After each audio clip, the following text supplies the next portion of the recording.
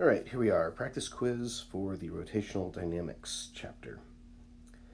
We start out with a problem dealing with rotational kinetic energy. We're told that there is a solid ball and a hollow ball. Okay, solid ball has a moment of inertia of 2/5 mr squared. All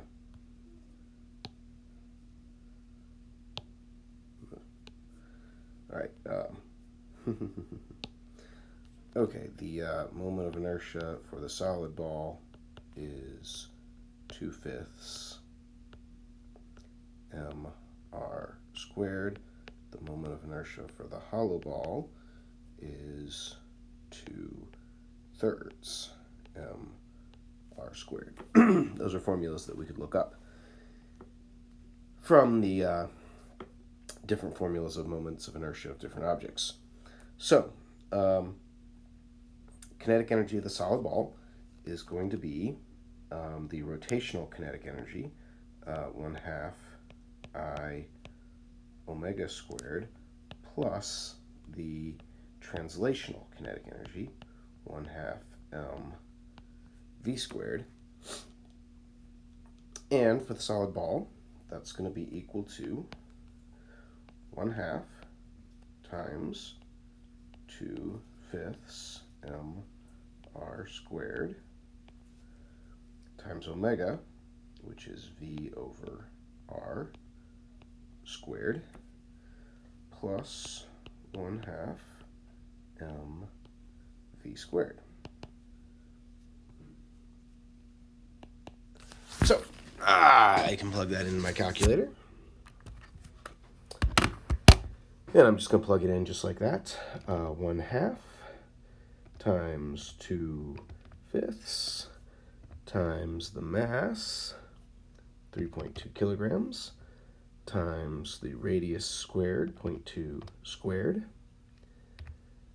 times the velocity squared, divided by the radius squared,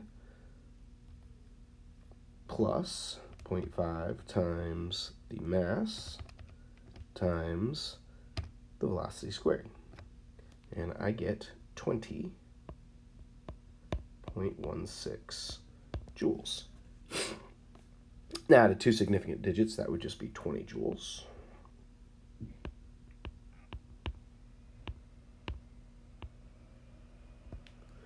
All right, and for the hollow ball, everything's the same except we have 2/3 mr squared instead of 2/5. So I can take the exact same equation, and instead of 2/5, I will plug in 2/3. And I get 24 joules of energy. All right, so the next question asks, what height will the ball reach when it comes to a rest? And for this, we are going to look at energy.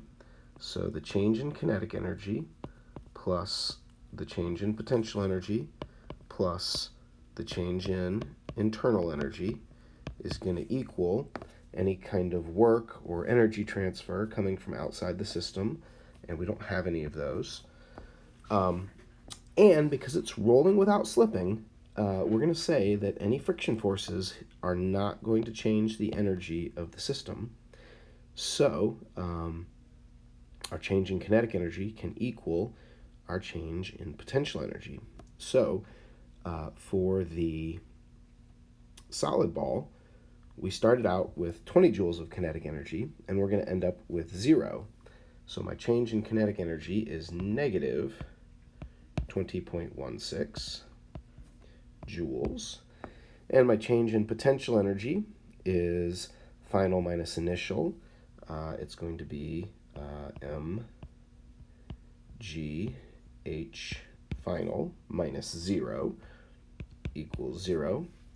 So 20.6 or 20.16 divided by my mass, 3.2, and also divided by g, 9.81, gives me a final height of 0.0 0.6422 meters, or 0.64 meters with two significant digits.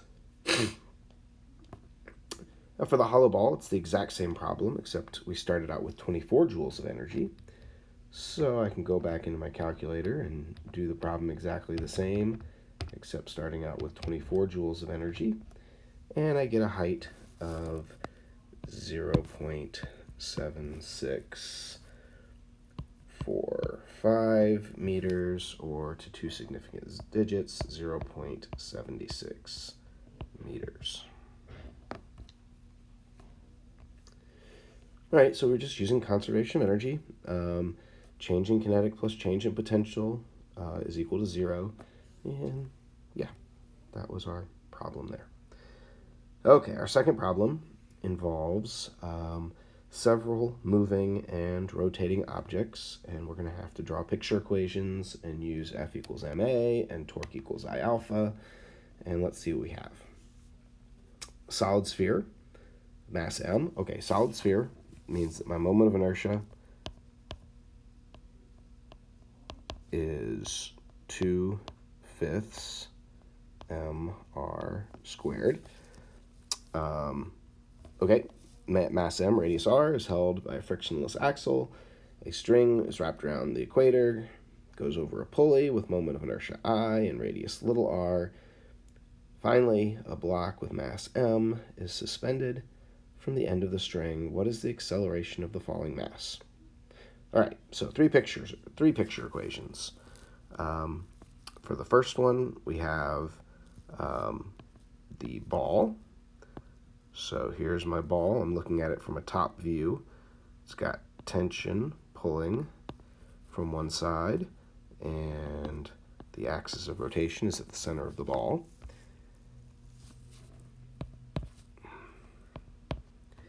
And because of that tension, there is, oh my goodness, I'm having some problems with the tablet. All right, because of that tension, there is a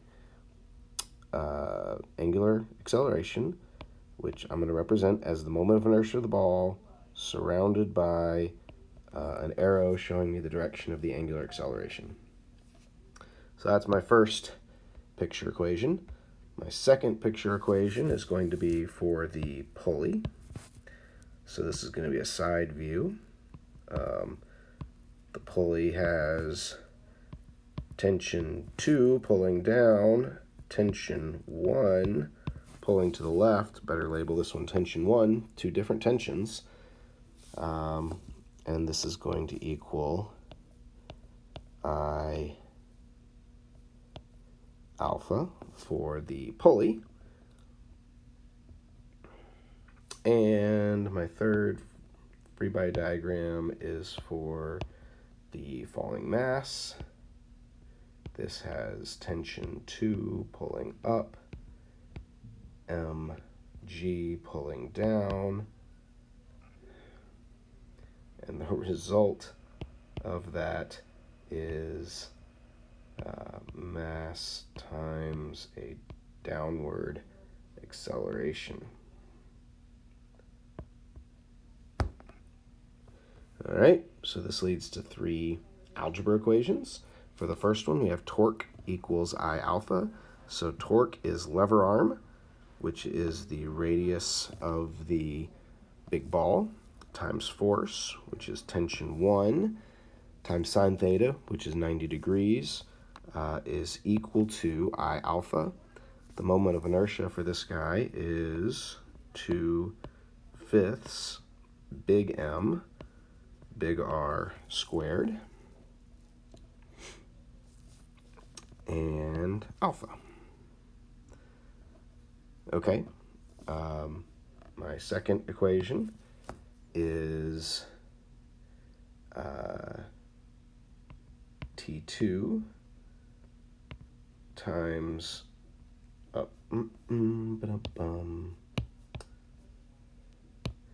need the lever arm, which is little r. little r is the radius of the pulley, times tension 2 times sine theta, which is 90 degrees, minus little r times tension 1. Okay, tension 2 is positive because it's causing the angular acceleration. Tension 1 is negative because it's stopping the angular acceleration. And this should be equal to I alpha. All right, and then my third equation, better call this one alpha 1 and this one alpha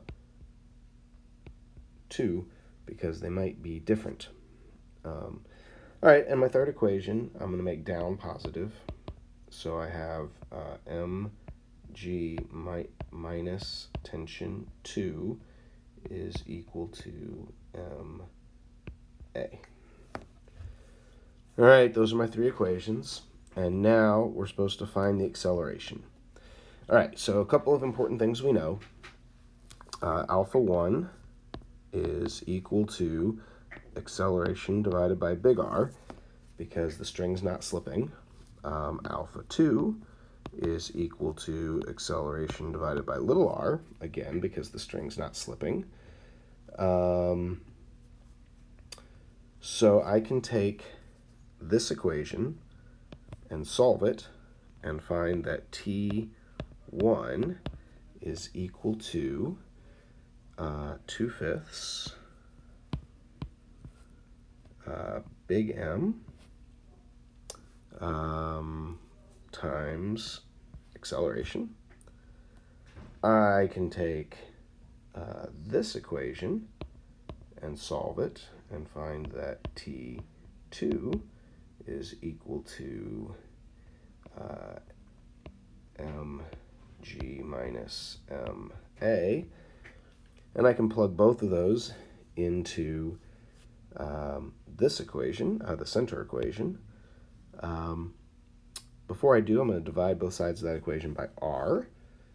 So what I'm going to have is T2 minus T1 equals I over r times acceleration over r, because alpha 2 is acceleration over little r. So T2 is mg minus ma. T1 is minus 2/5 big M A, and that's equal to I over r squared A.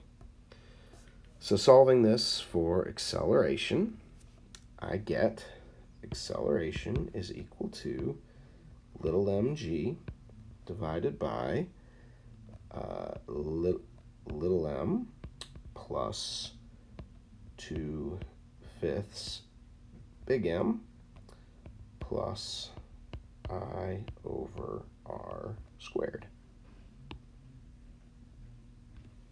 And that's my answer. Now, if you didn't quite follow along on the algebra to get from here to here, I encourage you to work on it. What you need to do is get everything with A on one side of the equation, everything that doesn't have A on the other side of the equation, and then pull out your common factor of A, and then divide both sides by what was left after you pulled out the common factor of A. Give it a try, see how it works. All right, I'm going to pause here, but I'm going to do a couple of more examples, and I'll bring those up in another video.